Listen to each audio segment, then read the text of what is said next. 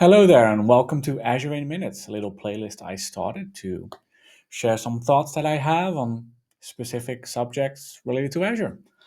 And today we're going to talk about regions and specifically region constraints.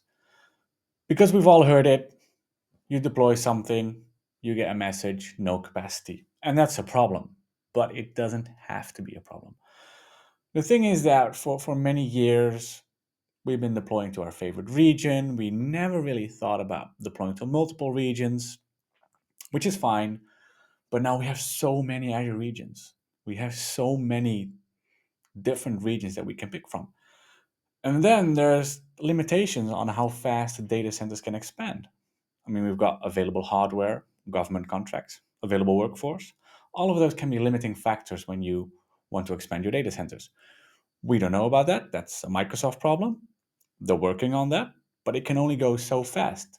Yet, on the other side, we're coming up with new technologies, AI, for example.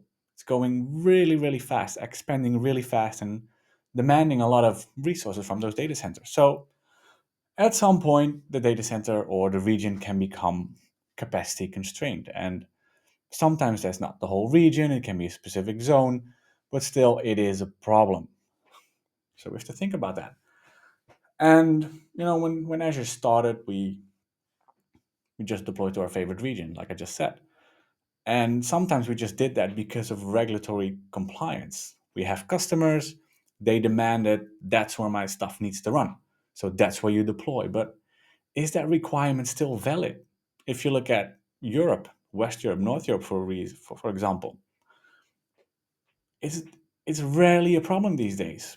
Customers will be just fine with deploying to any region within Europe as long as the same regulatory and compliance needs are met. So that's one thing we have to take into account. But with that becoming easier and easier, then we look at features. Not all regions have the same features. A lot of regions have the same features or they are announced, but they don't all have to have or they don't all have the same features. And um, that can be a problem, but yet it doesn't have to be. What we need to do is think about our solution and think about our requirements. If you start designing your Azure solution, you will say, I want the best availability. I want all the availability zones. I want all the features. I want minimum latency. But do you really need that? Do you really need to meet all those requirements? Or are they nice to haves? And just consider that. What if you could, instead of limiting yourself to one single region with three availability zones, and West Europe is a good example, it can become capacity constrained. And then when it is, what are you going to do? You went all in on one region. What if you could just deploy parts of your solution to a different region? What if latency is not a problem for you? What if you designed your solution architecture with multi-region support in mind? And I live in Europe, so I deploy a lot of resources to regions in Europe. And what we see is that deploying stuff in different regions, the latency is very good. I mean, you don't if you're really depending on very low latency, obviously you want to be within the same region, maybe even within the same zone. But a lot of solutions, when we redesign solutions, we look at decoupling and maybe even microservices, or we can take latency into account. We can make sure that our solution can run anywhere, or parts of our solution can run anywhere. What if you have a Kubernetes cluster, an Azure Kubernetes Service cluster running in West Europe, but you're going to use Azure OpenAI Service? Does that need to run in West Europe? Probably not. Maybe you can deploy to Sweden. Check if they have all the features that you need. Deploy to Sweden. More capacity over there. And that's perfectly fine. But you need to take that into account when you're designing your solution. So the thing is, you have a region has zones, and within the zones, you have data centers, right? So then we also have paired regions like West Europe, North Europe, and then you have that little button, like geo redundancy, and it replicates to the paired region. But that's just a very, very small feature, right? If you look at redundancy requirements, do you require zone redundancy? Do you want to spread your stuff across zones within a region? And then has that region does that region have all the availability zones? Does it have three zones? Maybe it doesn't. Is that a problem? It doesn't have to be.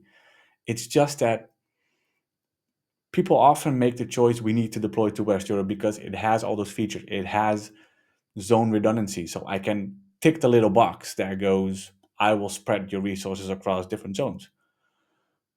But if you take control yourself, you can perfectly just deploy a resource to a specific zone and maybe to two zones and then have that zone redundancy managed by yourself. Not automatically. Maybe you just do it across two zones, or maybe you do that across two regions. The thing is that when we started with cloud and with Microsoft Azure, it made sense to deploy to a single region. But now it makes sense to deploy to multiple regions because whether we like it or not, we can only build data centers so fast. And then innovation is going much faster than we can build data centers. So we have to be clever on where do we deploy which resource. And I understand if you're running on a single virtual machine and you've got a monolithic application and everything needs to be together, go for that single region. But if you have the chance, redesign, deploy to multiple regions. It gives you scalability. It gives you, when everyone else is experiencing the problem, there are capacity constraints in one region. You just go, I don't care. I'll just deploy stuff to a different region. And that's a different way of thinking about building your architecture. And if you do that, I know it takes time. It will cost you money. It will cost you development time. It requires you to rethink your software architecture, but you will, if you talk about extreme and really flexible scaling, that's what you get when you go multi-region. So that's the recommendation. Look at multi-region deployments, have the conversation with your customer, regulatory compliance, then check what features you need, what availability requirements do you have, look at your solution architecture, and build that scalable solution.